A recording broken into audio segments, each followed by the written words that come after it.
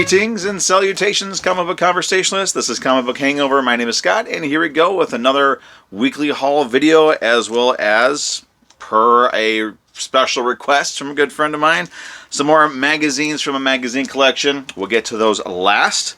But first, let's talk about the books that I picked up last week and this week. And of course, we're going to have facsimile editions. We always seem to have facsimile editions. I'm really curious. I kind of want to go through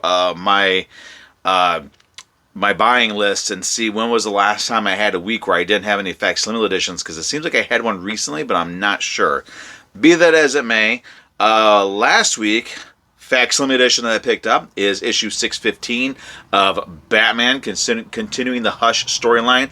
I did actually start reading this 2, maybe 3 issues into it, and it is actually really good. I'm surprised. So I'm hopefully going to be able to catch up to it before this story wraps up, so I can start doing, more on the spot type of opinions on it. But so far, what I've read is really, really good. Also, last week I picked up the second issue of Mothra, King of the Monsters.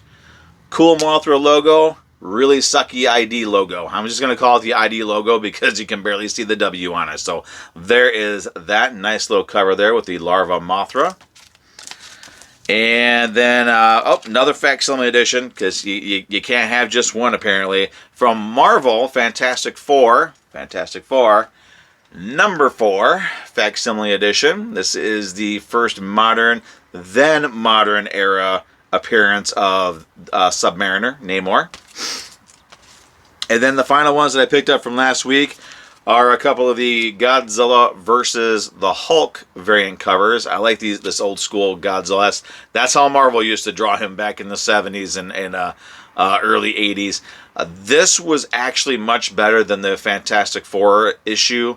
It didn't seem as rushed. Like the Fantastic Four issue, I think it would have benefited from having more than just the one issue, or maybe a longer length issue.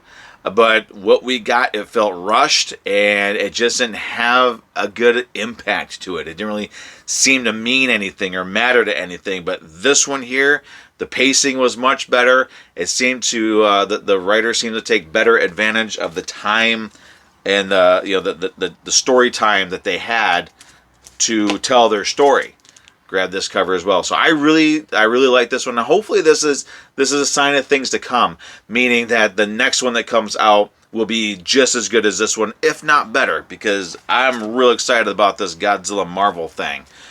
We did find out about the Godzilla Destroys the Marvel Universe, and I'm so looking forward to that. It's going to be another round of a lot of variant covers with more Godzilla stuff. And plus, I've got some Godzilla posters coming from ID. They have this Godzilla Heist miniseries where the variant covers of those are Godzilla versions of movie posters. So I'm getting those posters. So those will be up here on the wall behind me as well. I've also got my prints out. So I'm going to be having some of these up here so you guys can see the prints that I have. Those will be changing every week as well, along with my posters. All right, so this week picked up, hey, let's start with some facsimile editions. How about that? From DC, this is Brave and the Bold presents Teen Titans. This is Brave and the Bold number 60. We'll say issue 60, Teen Titans. I like that cover. It's the only reason why I got it. And then from Marvel, of course, this one I also need to start reading. This is Uncanny X-Men 134. They're doing the Dark Phoenix story. The entire run, the entire Dark Phoenix story as an individual monthly sort of series. So what I really seem to like about these, what I actually do like about these is when I go to my LCS, I can see classic, old school, well done Marvel covers. Actually, Marvel covers where the cover sort of reflects what's going on in the book. It seems like a lot of covers these days are just sort of like pinups, or I remember DC wanting to do things where it was where it looked like movie posters for everything. It's like, how about you just do a cover that reflects what's the story, that reflects the story that's inside the book. Give us a reason to read it. Unless you're going to do something like this. I got to grab G.I. Joe number 6. Of course, another Cobra cover, another Cobra Commander cover. I love this one where he's pulling up his head there, his helmet, and he's got all these snakes coming out. That's really, really awesome. And the last one I picked up, not a blank cover. This is actually another ID reprint. This is their Godzilla. Which one was this one?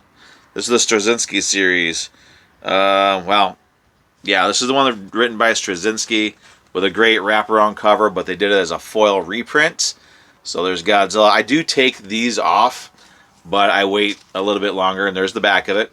Gotta love it. So this does come off. It rips off pretty easy, and it's kind of traumatic ripping off a cover for a comic book, but when you realize it's just a blank and it's kind of pointless to have, then it makes it a little bit easier to take off. So those are the books that I picked up last week and this week.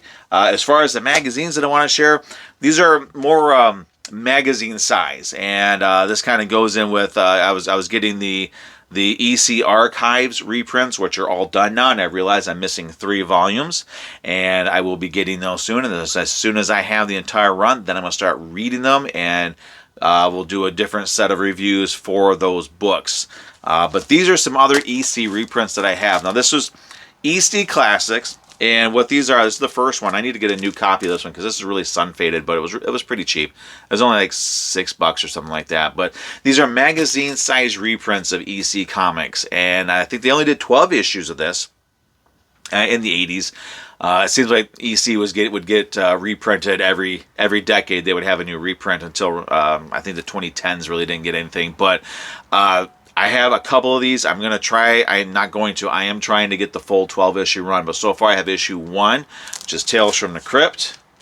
I've got issue 4, which is an awesome Shock Suspense Stories cover. I always like this one. And I've never read this story, so I'm not quite sure what's going on here. But this is a great Wally Wood cover.